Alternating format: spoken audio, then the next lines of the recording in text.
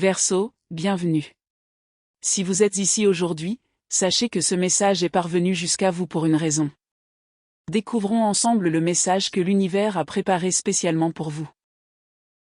Vous avez retenu votre souffle si longtemps que vous avez peut-être oublié ce que signifie respirer profondément et pleinement, non pas cette respiration superficielle et automatique qui maintient votre corps au strict minimum, mais cette respiration qui descend jusqu'au fond de vos poumons et emplit chaque recoin de cet espace que vous avez si longtemps protégé par la tension, la vigilance et l'effort quotidien, silencieux et épuisant, pour garder la tête hors de l'eau alors que tout tend.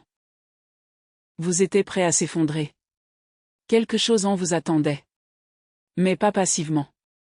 Pas comme quelqu'un qui attend le but avec une patience oisive. Vous attendiez comme une blessure attend de guérir.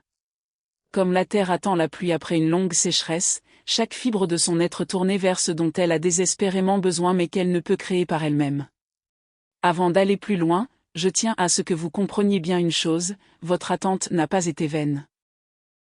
Ce pourquoi vous avez préparé le terrain est en train d'arriver. Et cela arrive sous une forme si inattendue et si belle que la personne que vous étiez, qui s'était préparée à une nouvelle déception, est sur le point de découvrir, avec une joie immense, qu'elle avait tort de s'attendre au pire. Des nouvelles vous parviennent. Et oui, j'ai choisi le mot « retour » très intentionnellement. Je n'ai pas dit que de nouvelles arrivaient pour la toute première fois, même s'il y a certainement de nouveaux éléments qui s'y mêlent. Je parle de quelque chose qui revient. Quelque chose qui a existé dans votre vie. Quelque chose qui portait en lui l'espoir, les possibilités, et cette lueur particulière qui apparaît quand on croit sincèrement que les choses pourraient enfin s'arranger. Et puis, cela a disparu. Peut-être vous a-t-on arraché quelque chose. Peut-être s'est-il éteint peu à peu. Peut-être des circonstances indépendantes de votre volonté l'ont-elles fait disparaître. Peut-être n'y avait-il même jamais eu de personne ou de situation précise contre laquelle diriger votre colère. L'espoir s'est tout simplement évanoui. La possibilité s'est refermée d'elle-même. La luminosité a diminué progressivement jusqu'à ce que vous finissiez par accepter ce niveau de lumière réduit comme normal. C'est comme entrer dans une pièce plongée dans l'obscurité et observer ses yeux s'habituer peu à peu à la pénombre. Au bout d'un certain temps, on ne perçoit plus l'obscurité comme telle, car elle devient la seule lumière connue. Mais ce qui restait est en train de revenir. La nouvelle qui approche porte l'empreinte énergétique de quelque chose de familier. Elle porte en elle un souvenir que votre cœur garde, même si votre esprit l'a déjà classé dans la catégorie « échec ». Et lorsqu'elle reviendra, elle éveillera en vous une forme de reconnaissance émotionnelle à laquelle vous ne pouvez vous préparer pleinement. Vous ressentirez peut-être à la fois des retrouvailles et de la surprise. Familiarité et nouveauté se côtoieront. Quelque chose d'ancien reviendra sous une forme si transformée qu'elle vous coupera le souffle, tout en créant cette étrange et merveilleuse sensation d'être enfin de retour chez soi. Permettez-moi de vous décrire la nature de cette surprise, car je sens déjà vos défenses se dresser tandis que vous assimilez ces mots. Votre système de défense est en réalité une extraordinaire prouesse d'ingénierie interne. Vous l'avez bâti à partir de la matière première de vos déceptions répétées. Chaque fois qu'une promesse de sens s'est avérée vaine, chaque fois que l'espoir a été utilisé pour vous mener à une nouvelle déception, chaque fois que l'écart entre vos attentes et la réalité a été vécu comme une trahison personnelle, votre système de défense a enregistré l'expérience. Il a tiré des leçons de chaque incident. Et maintenant, il fonctionne avec une sophistication presque impressionnante si son entretien ne vous coûtait pas autant. Votre système de défense analyse chaque information entrante à travers un système de probabilité construit presque entièrement à partir de vos expériences passées. Et comme ces expériences vous ont largement conforté dans l'idée que les bonnes choses sont éphémères et que les promesses sont souvent vaines, votre système de protection accorde automatiquement très peu de crédit à tout message excessivement positif. C'est ce qu'il fait en ce moment même. Tandis que vous lisez ces mots, une partie de vous les filtre et produit silencieusement une réponse intérieure qui ressemble à ceci: c'est bien beau, mais ça n'arrivera probablement pas. Ne vous impliquez pas. N'y croyez pas. N'entrez pas en contact. Et pendant un instant, je voudrais m'adresser directement à cette partie protectrice de vous. Je ne vous demande pas de la détruire. Elle vous a protégé quand vous en aviez besoin, et certains aspects pourraient encore vous être utiles à l'avenir. Mais je m'adresse à cette partie de vous, avec respect et douceur, envisagez la possibilité que votre base de données soit incomplète. Votre passé peut sembler exhaustif. Il peut contenir des années et des années de preuves. Mais il ne contient pas toutes les informations nécessaires pour prédire avec précision ce futur précis. Quelque chose s'approche de vous, quelque chose qui existe au-delà des limites de tout ce que votre système de protection a enregistré jusqu'à présent. Et la seule façon de recevoir quelque chose de totalement inconnu est de permettre une infime brèche dans ce système de filtration. Je ne vous demande pas de retirer complètement le filtre. Juste une fissure. Une ouverture suffisante pour que quelque chose d'inédit puisse s'y frayer un chemin. Et je veux vous expliquer pourquoi cette ouverture est particulièrement importante pour vous en ce moment. Il y a quelque chose d'unique dans ce moment précis de votre vie. Cette combinaison particulière et irremplaçable de votre état intérieur actuel, de ce que vous avez intégré, de ce que vous avez laissé aller et de ce que vous êtes devenu discrètement, à l'abri des regards, a transformé votre capacité à recevoir. Vous êtes maintenant capable d'accepter quelque chose que vous n'auriez pas pu gérer il y a encore 3 mois. Tu as composté. C'est honnêtement la métaphore la plus juste que je puisse trouver. Les déceptions. Les trahisons. Les pertes. Les nuits blanches à te demander ce qui n'allait pas chez toi. Tu n'as pas simplement survécu à ces épreuves. Tu les as métabolisées. Tu les as décomposées en leurs nutriments. Et ces nutriments ont nourri en toi une terre enfin assez fertile pour faire pousser quelque chose d'extraordinaire. Un jardin ignore les souffrances endurées par le jardinier pour préparer la terre. Il constate seulement que les conditions sont enfin réunies. Et en toi, les conditions sont, peut-être pour la première fois depuis une éternité, exactement réunies. Pas parfaite. La perfection est un mythe qui t'a déjà épuisé. Mais juste. Prêt. Capable d'accueillir la beauté sans la briser sous l'étreinte désespérée de quelqu'un terrifié à l'idée de la perdre à nouveau. Il y a un autre aspect de votre épuisement actuel que je souhaite aborder, car il diffère de celui que vous avez connu par le passé. Auparavant, votre fatigue était liée à l'effort, à la lutte, à la persévérance, à la volonté de forcer le cours des choses. Cet épuisement est différent. C'est la fatigue qui suit l'abandon. C'est ce qui arrive après avoir cessé de lutter. Après avoir, discrètement, sans l'annoncer à personne, sans en faire tout un plat, enfin déposé les armes que vous utilisiez pour vous battre pour des choses qui ne se battaient jamais pour vous. Vous avez cessé de courir après quelque chose. Vous avez cessé de jouer un rôle. Vous avez cessé d'essayer de persuader la vie de vous donner ce dont vous aviez besoin. Au lieu de cela, vous vous êtes tourné vers l'intérieur. Et ce repli sur soi a peut-être ressemblé à de la résignation, mais ce n'était pas une défaite. C'était la maturité. Ce mouvement intérieur, cette décision de déposer les armes, a créé une ouverture que l'univers attendait. Parce que l'univers ne peut pas déposer un cadeau dans des poings serrés. Il ne peut déposer ses cadeaux que dans des mains ouvertes. Et vos mains, même si elles sont fatiguées et usées par des années à vouloir tout contrôler, ont enfin commencé à s'ouvrir. Pas forcément parce que vous avez consciemment décidé de faire confiance à nouveau. Parfois, on manque simplement d'énergie pour tout contrôler. Et parfois, manquer de force pour contrôler est la plus haute expression de foi qui soit pour un être humain qui a été blessé autant de fois que vous. Les nouvelles qui vous parviennent sont liées à une situation que vous aviez déjà mentalement close. Vous avez fait la paix avec elle.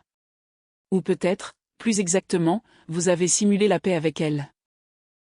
Vous vous êtes dit les choses appropriées. Vous avez adopté une perspective philosophique.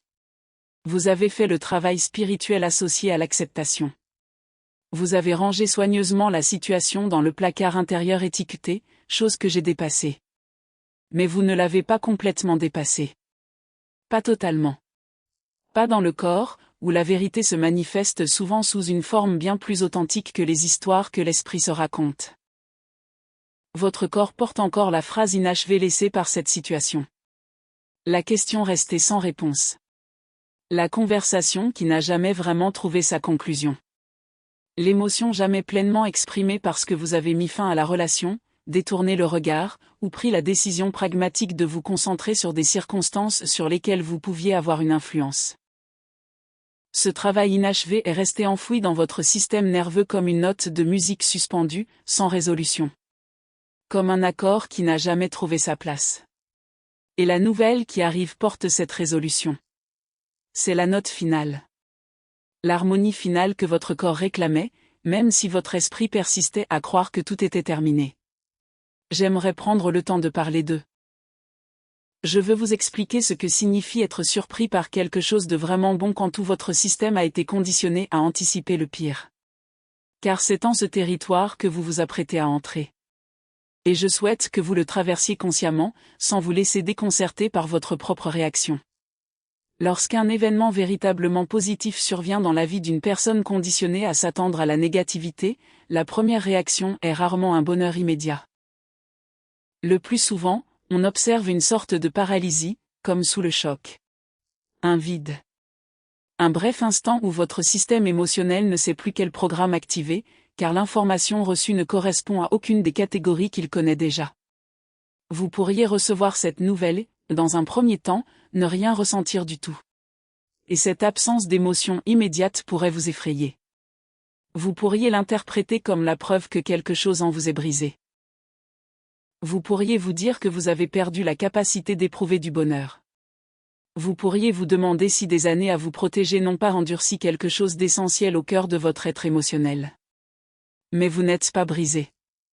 Ce vide initial ne signifie pas que vous êtes incapable de ressentir quoi que ce soit.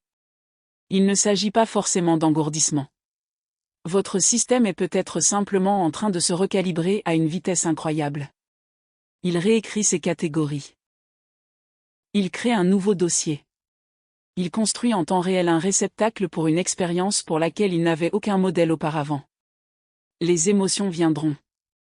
Elles peuvent arriver par vagues. Et elles peuvent même ne pas apparaître immédiatement après l'annonce. Elles peuvent arriver des heures plus tard. Elles peuvent arriver alors que vous êtes complètement seul. Elles peuvent arriver si soudainement et avec une telle intensité que vous aurez besoin de vous asseoir, de vous garer ou de vous appuyer contre un mur pour vous stabiliser. Car la joie, lorsqu'elle revient enfin après une longue absence, n'arrive pas toujours discrètement. Elle ne s'introduit pas forcément dans votre vie sur la pointe des pieds. Parfois, elle défonce la porte. Et lorsqu'elle défonce la porte, elle peut être magnifique. Je souhaite m'attarder un instant dans cet espace entre l'annonce de la nouvelle et sa véritable intégration car il y a quelque chose de sacré dans cet espace, et je ne veux pas que vous le traversiez précipitamment. Ce vide. Cette pause déconcertante où votre esprit n'a pas encore assimilé la réalité qui se dresse devant vous.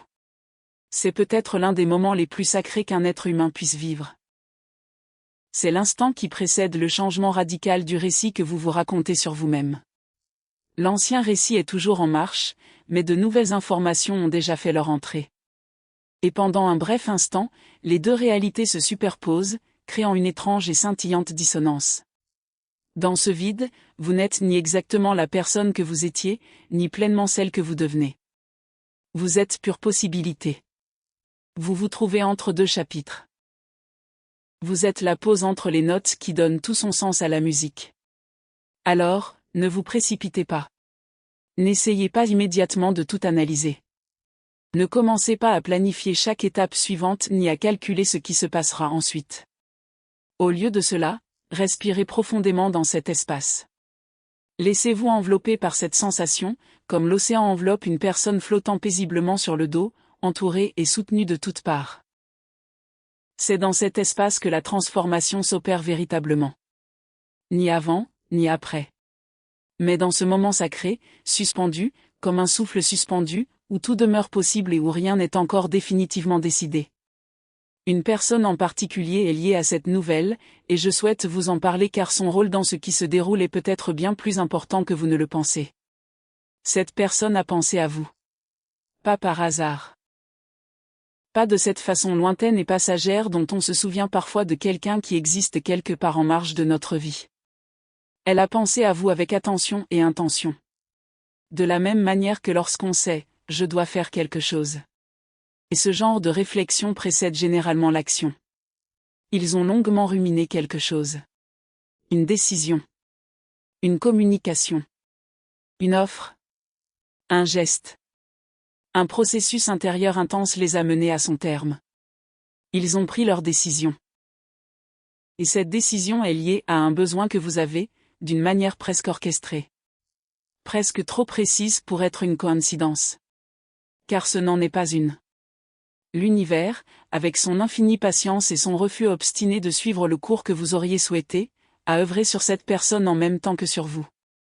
Pendant que vous vous prépariez à recevoir, il se préparait à offrir. Il se façonne précisément pour ce que vous êtes maintenant prêt à accepter. Leur préparation et la vôtre convergent enfin. Et c'est à ce point de convergence que la nouvelle va vous parvenir. Et la prise de conscience vous attend. C'est le genre de nouvelle qui peut bouleverser le climat émotionnel de votre vie. Et je sais qu'une partie de vous se pose une question tout à fait compréhensible. Pourquoi maintenant ? C'est une question légitime. Et elle mérite une réponse plus profonde qu'une simple formule spirituelle sur le timing divin. Pourquoi maintenant ? Pourquoi cela ne s'est-il pas produit il y a 6 mois, lorsque votre douleur était à son comble et que le soulagement aurait été plus précieux que tout ? Pourquoi cela ne s'est-il pas produit il y a 1 an, lorsque vous étiez à genoux dans l'obscurité, implorant quiconque ou quoi que ce soit qui puisse vous entendre, s'il vous plaît. S'il vous plaît, envoyez-moi quelque chose. La vérité, c'est que la personne que vous étiez il y a 6 mois, ou il y a 1 an, n'est plus la même qu'aujourd'hui. Vous avez changé. Pas forcément de façon spectaculaire et visible, au point que les autres le remarquent et le commentent. Votre transformation s'est opérée à un niveau beaucoup plus profond. Au niveau moléculaire. Comme l'eau qui change d'état en passant de l'état liquide à l'état gazeux. Il s'agit toujours de la même substance, mais son état a changé. Sa capacité a changé. Sa relation avec son environnement a changé. La personne que vous étiez lorsque vous désiriez désespérément cette nouvelle n'aurait peut-être pas été capable de la recevoir sans la déformer inconsciemment. Votre douleur l'aurait teintée. Votre désespoir s'y serait accroché trop fort. Votre regard blessé l'aurait interprété à travers le prisme de la pénurie et aurait peut-être réduit une bénédiction transformatrice à un simple soulagement temporaire. Mais vous avez changé d'état. La douleur a accompli une grande partie de son œuvre et s'est transformée en sagesse. Le désespoir s'est éteint, laissant derrière lui une flamme de désir plus calme et plus pure. La blessure est suffisamment guérie pour que cette nouvelle information puisse être reçue par une version entière de vous-même, et non plus par une version blessée. Et il y a une différence profonde entre une personne entière qui reçoit une bénédiction et une personne blessée qui reçoit un secours. L'une crée une dépendance. L'autre crée l'expansion. L'univers n'a pas attendu par cruauté. Il n'a pas attendu par indifférence. Il a attendu avec la patience précise d'un chirurgien qui sait qu'opérer avant que les conditions soient réunies peut causer plus de mal que de bien. Il a attendu que les conditions en vous soient optimales. Et elles le sont maintenant. Aujourd'hui. À cet instant précis. Il y a un autre aspect du timing que je souhaite attirer votre attention, car je crois qu'il deviendra important dans les jours à venir. Cette nouvelle n'arrive pas seule. Elle s'accompagne d'autres changements. Certains seront plus mineurs. Certains paraîtront moins spectaculaires. Certains seront si subtils que vous pourriez facilement les manquer. Mais ensemble, ils créent une véritable symphonie de transformation, une transformation qui pourrait sembler accablante si tous les changements survenaient simultanément. Vous pourriez avoir une conversation qui prend une tournure inattendue. Vous pourriez recevoir un courriel empreint d'une chaleur inattendue. Une porte pourrait s'ouvrir dans un domaine de votre vie que vous aviez complètement délaissé. Il se peut que vous riez soudainement, et ce rire pourrait vous surprendre par sa pureté. Sa simplicité apparente. Sa simplicité même. Cela pourrait vous rappeler que la joie ne nécessite pas toujours d'explication. Ces petits événements sont les musiciens qui vous accompagnent.